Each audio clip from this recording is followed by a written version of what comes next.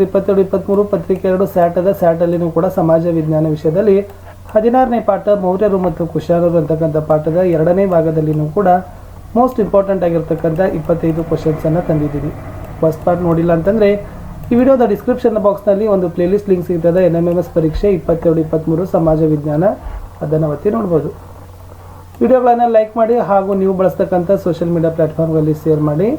ನೀವು first time ವಿಡಿಯೋವನ್ನು watch ಮಾಡ್ತಿದ್ರೆ ಸಬ್ಸ್ಕ್ರೈಬ್ ಜೊತೆಗೆ ಬೆಲ್ ಐಕಾನನ್ನು ಅವಶ್ಯವಾಗಿ ಒತ್ತಿ. ಇದರಿಂದ ಮುಂಬರ್ತಕ್ಕಂಥ ವಿಡಿಯೋಗಳ ನೋಟಿಫಿಕೇಶನ್ ತಮಗೆ ಮೊದಲಿಗೆ ಸಿಗುತ್ತೆ. ಸೊ ನಾವು 8ನೇ ತರಗತಿಗೆ ಕಲಿಕಾ ಚೇತರಿಕೆಯಲ್ಲಿ ಹಿಂದಿ ಸಮಾಜ ವಿಜ್ಞಾನ ವಿಷಯದಲ್ಲಿ ವಿಡಿಯೋಗಳನ್ನು ಪೋಸ್ಟ್ ಮಾಡ್ತಿದ್ವಿ. ಅದೇ ತರನಾಗಿ ಹಿಂದಿ ಸಮಾಜ ವಿಜ್ಞಾನ ಮತ್ತು ವಿಜ್ಞಾನದಲ್ಲಿ ರಾಜ್ಯ ಪಠ್ಯ ಪುಸ್ತಕಗಳ ಪ್ರಶ್ನೋತ್ತರಗಳ ವಿಡಿಯೋಗಳು ಸಹಿತ ಇದ್ದಾವೆ. NMMS ವಿಷಯದ ವಿಜ್ಞಾನದ ವಿಡಿಯೋಗಳನ್ನು ಸಹಿತ ತಪ್ಪದೆ ನೋಡಿ. ನಿಮ್ಮ FA SA ಎಕ್ಸಾಮ್ ಕ್ವಶನ್ ಪೇಪರ್ಸ್ಗಳ ಸಹಿತ ಹಾಕಿದ್ದೀವಿ. ಏನಾದರೂ ಡೌಟ್ ಅನಿಸಿಕೆಗಳಿದ್ದರೆ ಕಮೆಂಟಲ್ಲಿ ಪಿನ್ನನ್ನು ಮಾಡಿ. ಮೋಸ್ಟ್ ಇಂಪಾರ್ಟೆಂಟ್ ಅಂದರೆ ನಮ್ಮದೇ ಒಂದು ಟೆಲಿಗ್ರಾಮ್ ಗ್ರೂಪ್ ಅದ ಸ್ಟಡಿ ವಿತ್ ಪರಶುರಾಮ್ ಅಂತ. ಈ ವಿಡಿಯೋದ ಡಿಸ್ಕ್ರಿಪ್ಷನ್ ಬಾಕ್ಸ್ನಲ್ಲಿ ಅದರ ಲಿಂಕನ್ನು ಹಾಕಿದ್ದೀನಿ, ಅದಕ್ಕೂ ಕೂಡ ಬಂದು ಜಾಯ್ನ್ ಆಗಿ. ಪ್ರಶ್ನೆ 26. ಗ್ರೀಕರ ನಂತರ ಭಾರತೀಯ ಚರಿತ್ರೆ ಹಾಗೂ ಸಂಸ್ಕೃತಿಯ ಮೇಲೆ ಪ್ರಭಾವ ಬೀರಿದವರು ಯಾರು? ಸೊ ಗ್ರೀಕರ ನಂತರ ಭಾರತದ ಇತಿಹಾಸ ಮತ್ತು ಸಂಸ್ಕೃತಿಯಲ್ಲಿ ಪ್ರಭಾವ ಬೀರಿರ್ತಕ್ಕಂಥವ್ರು ಯಾರಪ್ಪ ಅಂದರೆ ಅವರು ಕುಶಾನರು ಅಂತಕ್ಕಂಥದ್ದು. ಪ್ರಶ್ನೆ 27. ಬೌದ್ಧ ಧರ್ಮಕ್ಕೆ ವಿಶೇಷ ಚಲನೆಯನ್ನು ನೀಡಿದವರು ಯಾರು? ಸೊ ಚಲನೆ ಅಂದರೆ ಒಂದು ರೀತಿಯಾಗಿರ್ತಕ್ಕಂಥ ವೇಗ ಅಂತ ಅನ್ಬೋದು, ಒಂದು ರೀತಿಯಾಗಿರ್ತಕ್ಕಂಥ ವಿಶೇಷ ಪ್ರಾಶಸ್ತ್ಯ. ಸೊ ಕುಶಾನರು ಏನು ಮಾಡ್ತಾರಪ್ಪ ಅಂದ್ರೆ ಬೌದ್ಧ ಧರ್ಮಕ್ಕೆ ವಿಶೇಷವಾಗಿರ್ತಕ್ಕಂಥ ಒಂದು ಚಲನೆಯನ್ನು, ವೇಗವನ್ನು ಏನು ಮಾಡ್ತಾರಪ್ಪ ಅಂದರೆ ಕೊಡ್ತಾರೆ. ಕುಶಾನರ ಆಶ್ರಯದಲ್ಲಿ ಯಾವ ಪಂಥವು ಹೆಚ್ಚಿನ ಪ್ರೋತ್ಸಾಹ ಪಡೆಯಿತು? ಸೊ ಮುಖ್ಯವಾಗಿ ಮಹಾಯಾನ ಅಂತ ಬರ್ತದೆ. ಈ ಮಹಾಯಾನ ಪಂಥ ಏನಪ್ಪ ಅಂತಂದ್ರೆ ಕುಶಾನರ ಸಮಯದಲ್ಲಿ ಈ ಮಹಾಯಾನ ಪಂಥಕ್ಕೆ ಹೆಚ್ಚಿನ ರೀತಿಯಾಗಿರ್ತಕ್ಕಂಥ ಒಂದು ಪ್ರೋತ್ಸಾಹ ಸಿಕ್ಕಿತ್ತು. ಕುಶಾನರಿಂದ ಯಾವ ವಿಧದ ಶಿಲ್ಪಕಲೆ ವಿಕಸಿತಗೊಂಡಿತು? ಸೊ ಗಾಂಧಾರ ಅಂತ ಬರ್ತದೆ. ಸೊ ಗಾಂಧಾರ ಅಂತಕ್ಕಂಥದ್ದು ಒಂದು ಶಿಲ್ಪಕಲೆಯ ವಿಧ. ಈ ಶಿಲ್ಪಕಲೆಯ ವಿಧ ಏನಾಗ್ತದಪ್ಪ ಅಂದ್ರೆ ಕುಶಾನರ ಸಮಯದಲ್ಲಿ ಏನಾಯಿತು, ಬಹಳಷ್ಟು ಪ್ರಗತಿಯನ್ನು ಕಂಡಿತು, ವಿಕಾಸಗೊಂಡಿತು ಅಂತ ಹೇಳ್ತೀವಿ. ಮೌರ್ಯರ ನಂತರ ಆಡಳಿತಕ್ಕೆ ಬಂದ ಮನೆತನ ಯಾವುದು? ಸೊ ಕುಶಾನರು.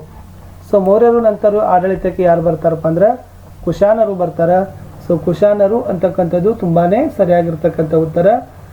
ಫಸ್ಟ್ ಆಗಿ ಭಾರತವನ್ನು ಆಳಿರ್ತಕ್ಕಂಥ ಮೊಟ್ಟ ಮೊದಲ ಮನೆತನ ಅಂದರೆ ಅದು ಮೌರ್ಯರ ಮನೆತನ ಅನ್ನೋದು ತಾವುಗಳು ನೆನಪಿನಲ್ಲಿ ಇಟ್ಕೊಳ್ಬೇಕು. ಕುಶಾನರು ಭಾರತಕ್ಕೆ ಎಲ್ಲಿಂದ ವಲಸೆ ಬಂದರು?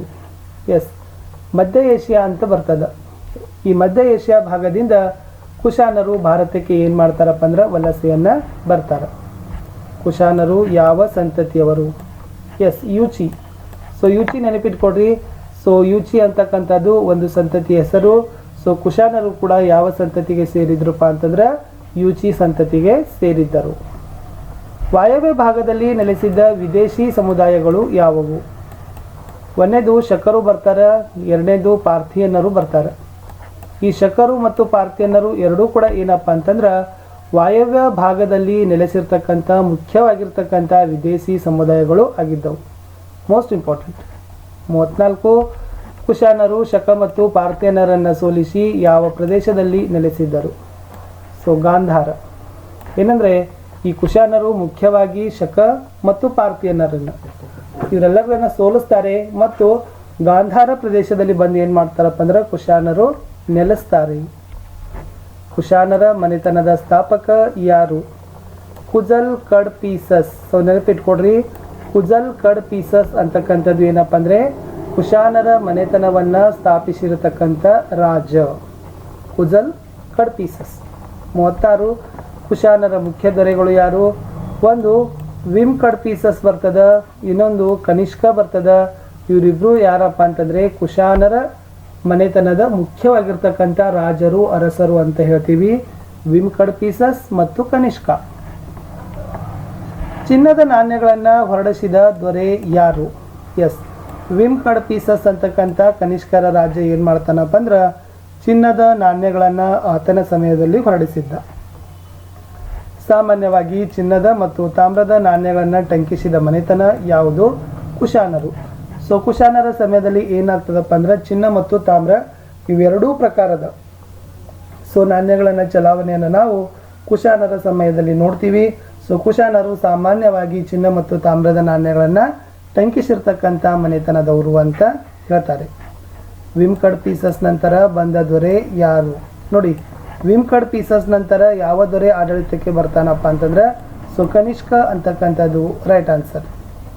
ಯಾವ ದೊರೆಯ ಆಳ್ವಿಕೆಯಡಿ ಕುಶಾನರ ಮನೆತನ ವ್ಯಾಪಕವಾಗಿ ಬೆಳೆಯಿತು?